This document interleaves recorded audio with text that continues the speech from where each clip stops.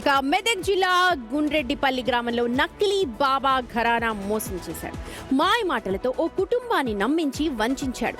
తనను పూజించి పెళ్లి చేసుకుంటే నీ జన్మ సార్థకమవుతుందని మాయ మాటలు చెప్పి ఆ కుటుంబంలోని యువతిని పెళ్లి చేసుకున్నాడు. ఇంట్లో గుప్త నిధులు ఉన్నాయని వారి నుంచి డబ్బులు తీసుకున్నాడు. ఇంట్లో తవ్వకాల్లో ఏం దొరక్కపోవడంతో ఊరు విడిచి పారిపోయాడు. కొన్ని రోజుల తర్వాత నిన్న మళ్లీ గుండ్రెడ్డిపల్లికి వచ్చిన నకిలీ బాబాను పట్టుకుని గ్రామస్తులంతా కూడా దేహశుద్ధి చేశారు. ఆ తర్వాత పోలీసులకైతే అప్పగించారు. రైట్, తరచూ ఇలాంటి ఘటనలు మనం చూస్తూ ఉంటాము, గ్రామాల్లో ఎక్కువగా జరుగుతూ ఉంటాయి. మా ప్రతినిధి నరేష్ జాయిన్ అవుతున్నారు. నరేష్, ఈ నకిలీ బాబా ప్రస్తుతం ఏం చెప్తున్నాడు? పోలీసులు ఏమైనా రాబట్టగలిగారా? ఇంకా ఎంత మందిని ఇలాగ మోసం చేశాడు?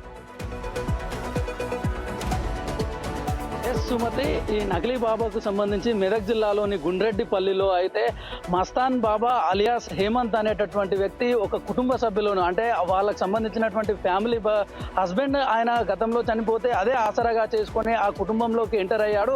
ఆ కుటుంబంలోకి ఎంటర్ అయిన తర్వాత వాళ్ళకు ముగ్గురు అమ్మాయిలు ఉంటే రెండో పాపను వివాహం చేసుకున్నాడు. అంటే ఫస్ట్ వివాహం చేసుకోండి, మీ ఇంట్లో గుప్త నిధులు ఉన్నాయని చెప్పడంతో ఆ ఇంటి కుటుంబ సభ్యులందరినీ కూడా నమ్మించడం జరిగింది. ఆ కుటుంబ సభ్యులు నమ్మిన అనంతరం తన యొక్క రెండో కూతుర్ని అతనికి ఇచ్చి పెళ్లి చేశారు. అయితే ఈ విషయం అనేటటువంటిది మోసం అని గ్రహించిన తర్వాత ఆ ఇంట్లో ఈ విషయం బయటపడడంతో అతడు ఊరి విడిచి వెళ్ళిపోవడం జరిగింది. అయితే నిన్న సాయంత్రం, అంటే చాలా రోజుల తర్వాత నిన్న ఊరికి తిరిగి వచ్చిన సందర్భంలో ఆ గ్రామస్తులంతా అతన్ని పట్టుకొని దేహశుద్ధి చేశారు. అనంతరం అతన్ని పోలీసులకైతే అప్పగించడం జరిగింది. తరచూ కేవలం వీళ్ళేనా? ఇంకా ఎంతమంది, ఎన్ని చోట్ల వెళ్ళాడు, ఎన్ని చోట్ల ఇలాంటి కథనాలు చెప్పి ఎంతమందిని పెళ్లి చేసుకున్నాడు? ఏమైనా డీటెయిల్స్ పోలీసులు రాబట్టగలిగారా?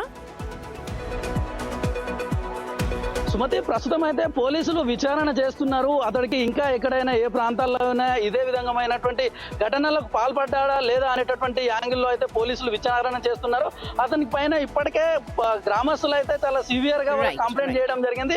అతన్ని దేహశుద్ధి చేసి అక్కడ ఉన్నటువంటి పోలీసులకు అప్పగించారు.